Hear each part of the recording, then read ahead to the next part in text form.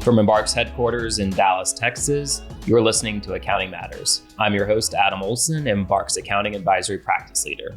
On today's episode, we'll wrap up the final installment of our three-part mini-series talking about the deal's transaction lifecycle.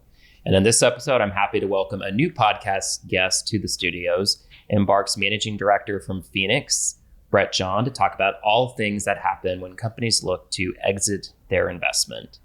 Brett has extensive experience in the deals and capital markets space and has a lot of insight and experience to share today. So happy to have you join me, Brett. Yeah, thanks for having me. Appreciate it. Yeah. So Brett, we're talking about all things related to a company's exit strategy. I know there's a lot for us to get into today. You and I have talked leading up to this podcast about a number of things that we could cover. But really just to kind of maybe help set the stage for our listeners when we're thinking about kind of this final phase of a transaction lifecycle for companies. Can you tell me a bit more about why a company may decide that they either need to sell either its whole business or a part of its business? Like, what are some of the factors that kind of influence some of those decisions? Yeah, no, absolutely. I think some of it can be personal decisions if you're a founder-led company. Some of it can be business-led decisions if you're trying to divest a portion of the business. For instance, if you have, an underperforming part of your business, or an asset that really is just not strategic value anymore for where the direction of the company is trying to go. There can be a piece of the business that you decide, hey, it just doesn't make a whole lot of sense for us to hold on to it anymore. There's value somewhere else. It's an underperforming asset to the market or undervalued asset to the market, which is actually still a good business. But there could be a buyer out there that sees potential synergies and strategies with that business that you can get more value out of than continuing to run it yourself and allowing the market to continue to undervalue the business. So I'd say those are probably the biggest thing. Sometimes it's not a decision that you get to make. Sometimes you're kind of forced into those decisions, Sure. right? So you get too much debt, regulatory situations, strapped for cash. It can be a whole lot of different things. And if there's not a bunch of access to capital, you're already highly levered.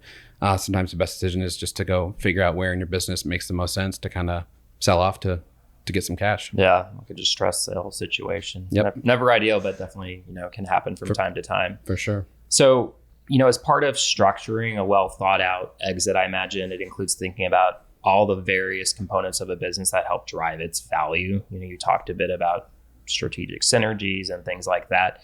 Can you tell me about what management needs to be looking at when they're thinking about where their value drivers exist in their business or a component of their business? Absolutely. And it's a great question. The starting point's always a little cliche. Like I always start with moat. Right? Yep. How do you protect your business? So that's always a really important thing is thinking about, what's protected about this business. And then I continue to think about like, what do we offer that's scarce? What do we offer to the market that nobody else is really offering? Yep. And I think the last thing is then how do we remain sticky in the market, right? So you combine all of those things and you should be able to kind of look back at your business in general. And sometimes this gets really hard for companies because they get so wrapped up in running the day-to-day and they know how they've thought about the business. They know how the history of the business. And it's hard to kind of put the lens through what a buyer is going to perceive, in the market.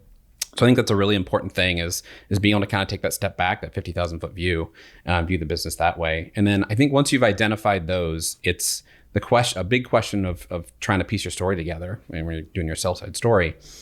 Is really going to be, are these drivers, are they tangible and quantifiable or are they perceived?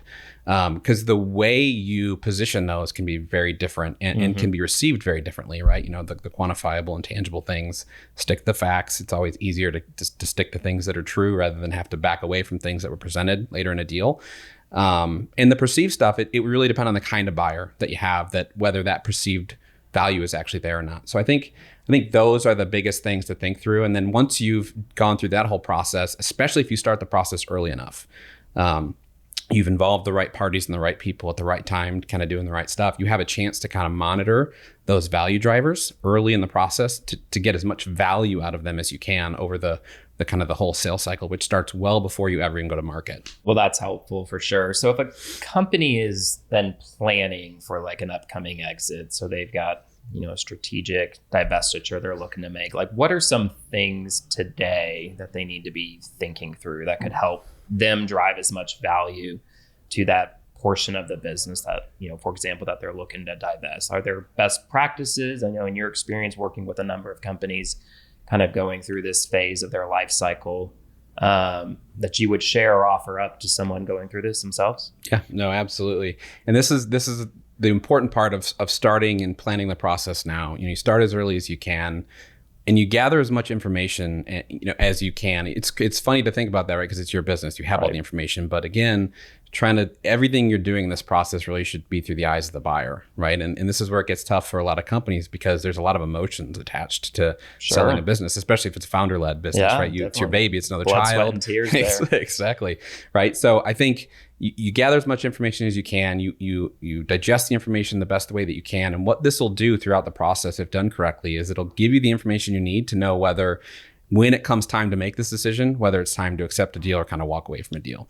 You know what you're willing to accept. You know where the perceived value drivers are. You know where the market is. And sometimes it might be a lack of market availability, right? The buyer you're looking for isn't in the market right now, or you know what you should be able to get for the business and for the value that's behind there. And maybe you didn't sell the story correctly and you need to kind of go back and rethink about it. One of the really good things about this whole process is if you go through the process and you don't end up closing a deal, you have just learned so much about your business that you really didn't think about it any other way. And it doesn't mean you can't sell it. It doesn't mean you can't exit. It may mean I got to go back to the drawing board and figure out, what do we need to do differently? What do we learn from this? I mean, maybe there's something we need to do internally, things we need to fix that kind of changed how people were thinking about our business. So I think the sufficient time frame allows companies to really build their story. So when you give yourself that, lead time, so you can get your financial house in order, you can institutionalize the business value. So that's the thing I was saying is once you figure out those drivers, you really turn them inside your business and they become part of your core values, which can offer tremendous ability to sell and get the KPIs and get everybody on the same page and looking at the business, thinking about the business the same way. You can really start to think about who the best type of buyer might be. I think that's a really, really important thing when you think about the market condition and who the buyers are in the market.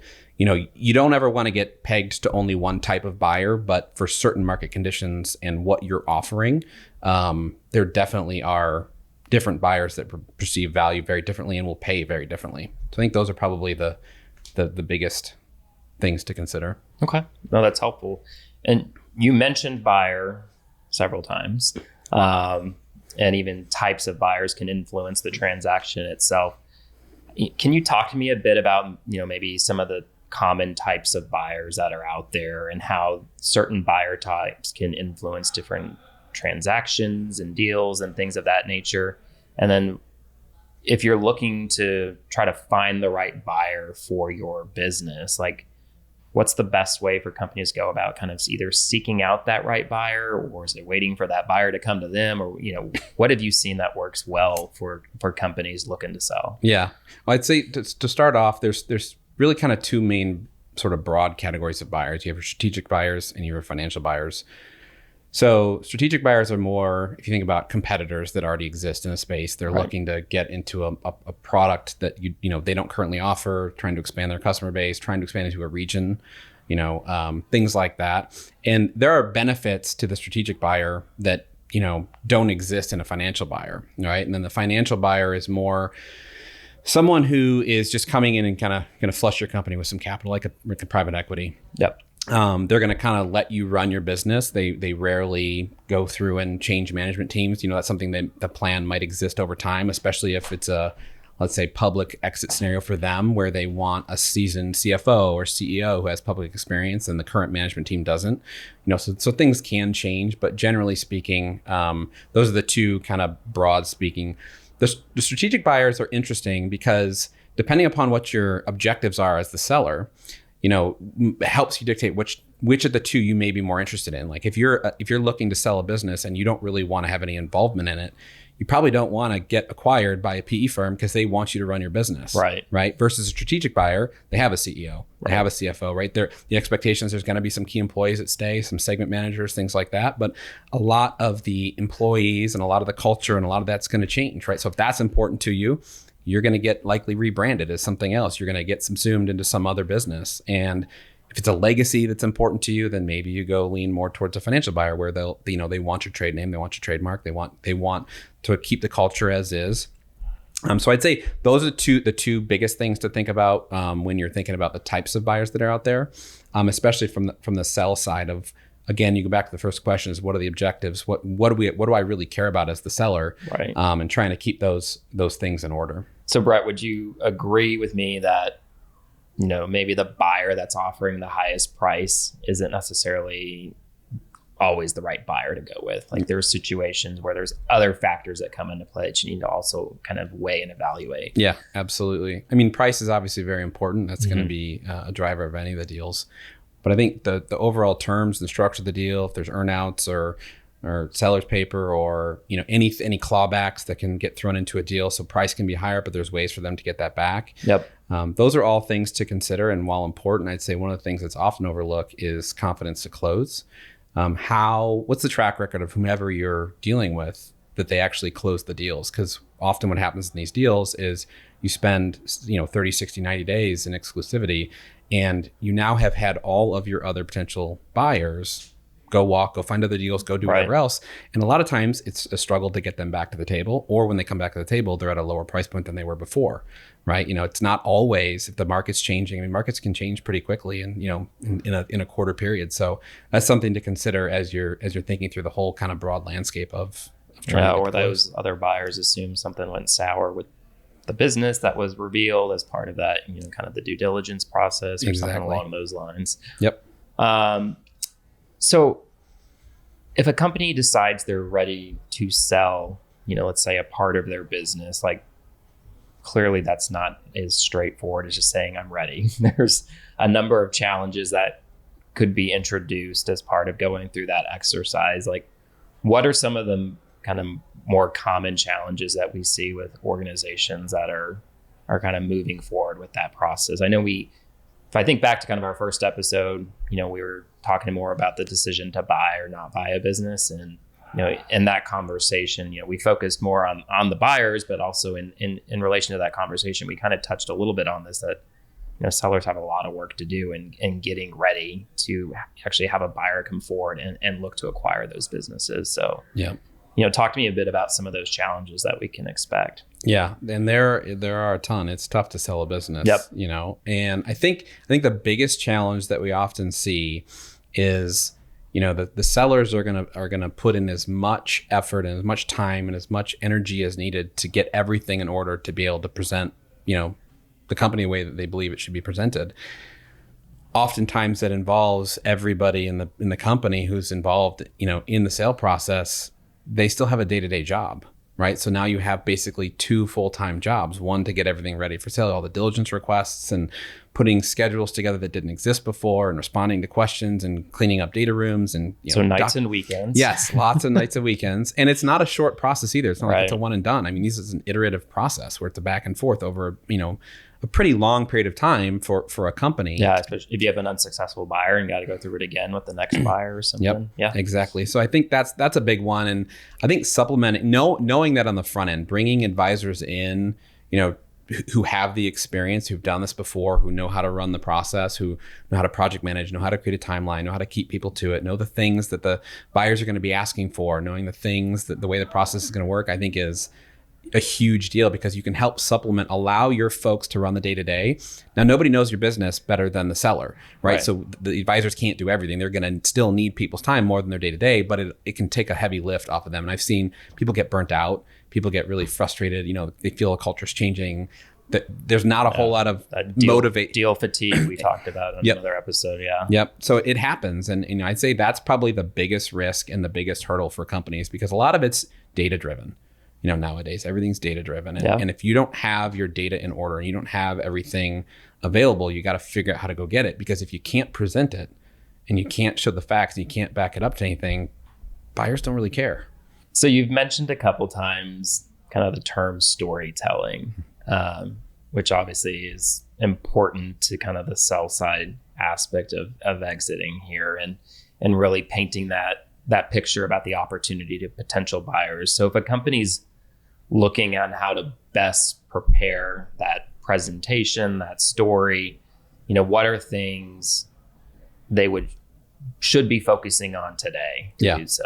Like, I would imagine there's a number of things that, and we probably hit on a few of these in some of the earlier questions, but just kind of expanding on that if, they're ready to go. Like, this is this is kind of their punch list more or less. Yeah, no, definitely. I think the most important one is trying to take the objectives we've talked about, because you have the business objectives and now you have your sale objectives.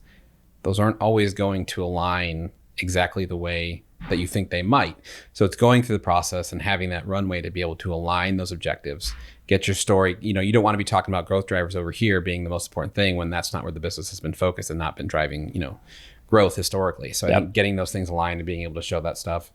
I think getting your management team in order, going through that and allowing the buyers to see that, oftentimes one of the most valuable assets a business has, and in most businesses, is going to be the people. Even when you're creating a product, right? You have people who are designing that, people who are engineering that, people who are selling that, people, assets are generally, the employee assets are generally one of the most important things in a business. So getting that all in order, identifying your key employees, who can't you do this without, and then trying to align the incentives, to retention, through deal after deal, because it's not always good enough to retain somebody through the deal. Because obviously if a really important asset to the business is the people, you need the people to stay. Right. So trying to give them incentives, and it's not always monetary, but a lot of times it is monetary. Sure. But there can be non-monetary compensation and a bunch of other things that, trying to get those people there. I think getting all of your financials in order, your financial reporting packages, getting your KPIs done, like being able to show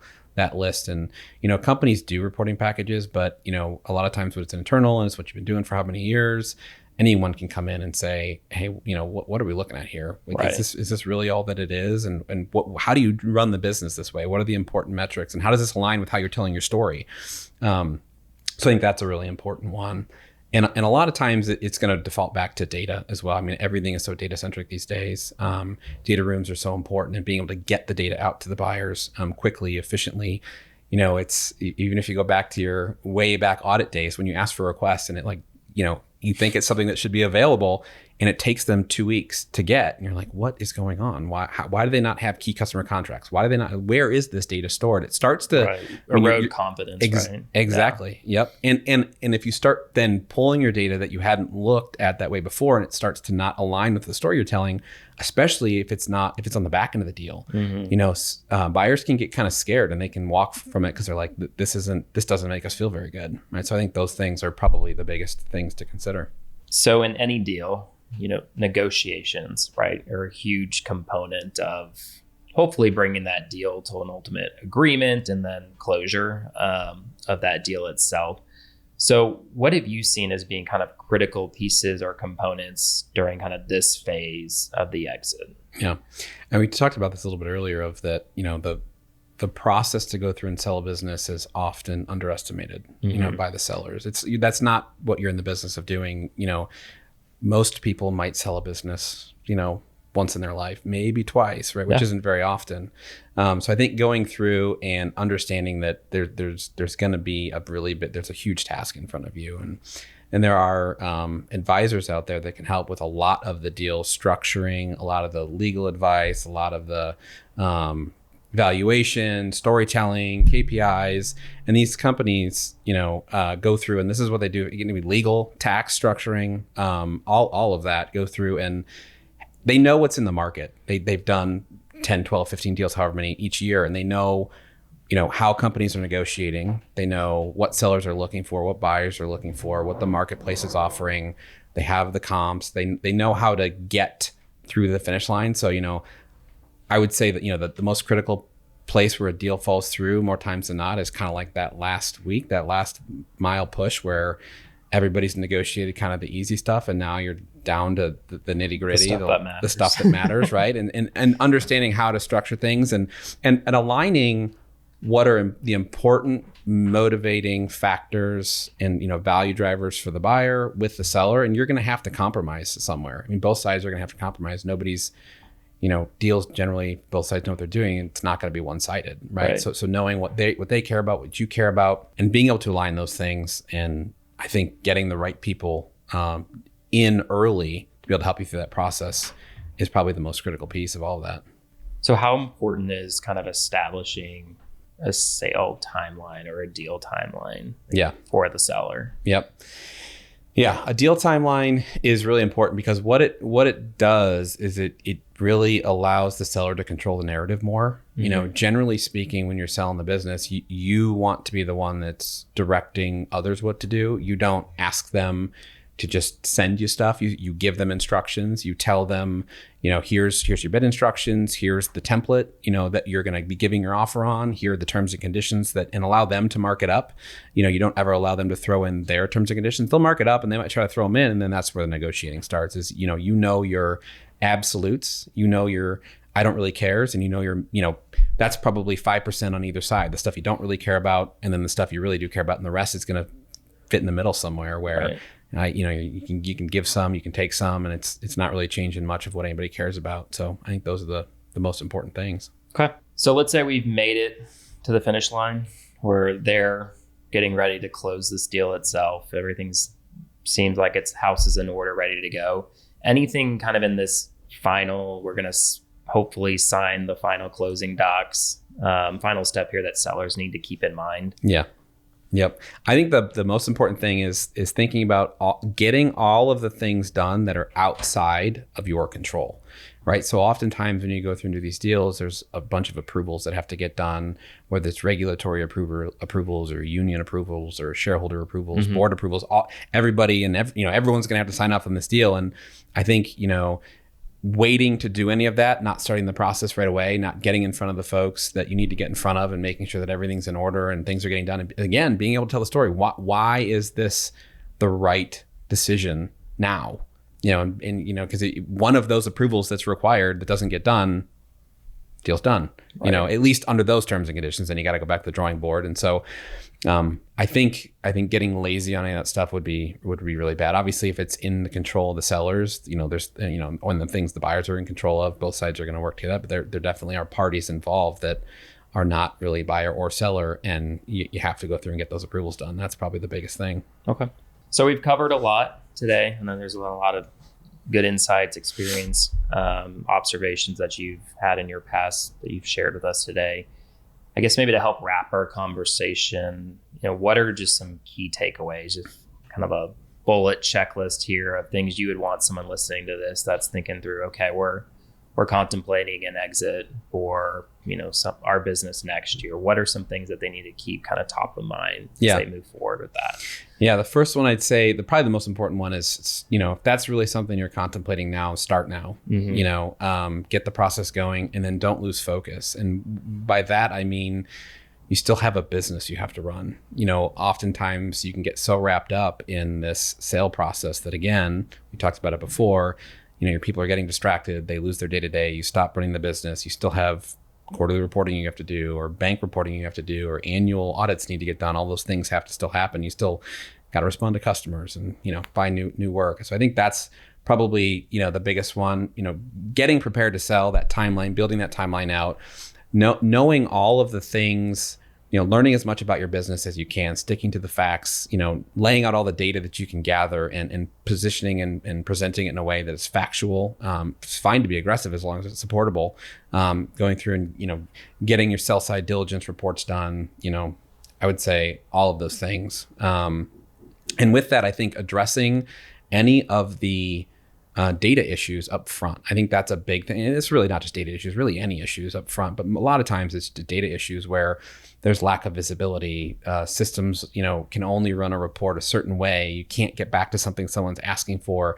But I think, putting that stuff in front of a potential buyer up on the front end allows them to understand that there's transparency, that, you understand that maybe something they're interested in, there may be supplemental information you can provide. Otherwise, it's not perfect, but gets them there. So I think any of those things on the back end, immediately they're going to start pulling back on price, right, as soon as those things happen, which is, not necessarily what you want.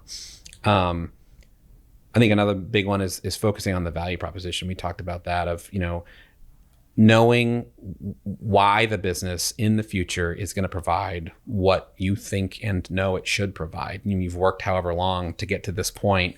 You have the history, you have the growth, and how is that going to continue, and being able to kind of stick to that. And I think one last, and probably the most important one is, taking care of your people. We talked about this, that, your employees are oftentimes the most valuable asset, if not always the most valuable asset a business has. and making sure that you're taking care of those people. You talked about deal fatigue and everything else, structuring it such that they're protected, and really not just thinking about the deal from the perspective of price again, right? It's what's the best thing for the business, what's the best thing for the people. Obviously you have to think about it from the seller's perspective as well, but with that should come people first, I think. Yeah, no, for sure. Great reminders there. And I think, it's a good place to put a pin in this one for today. So Brett, I want to thank you for joining me. Appreciate you sharing, like I said, all your insight, knowledge, good pieces of advice there at the end as well. So a lot for companies to think through as they are, maybe approaching their next exit transaction. And this really rounds out our kind of deals transaction lifecycle mini series. If you haven't had a chance to listen to our first 2 episodes, I definitely encourage you to check those out on your podcast feed. And in the meantime, for Embark, this is Accounting Matters. I want to thank you all for following along, and we'll see you next time.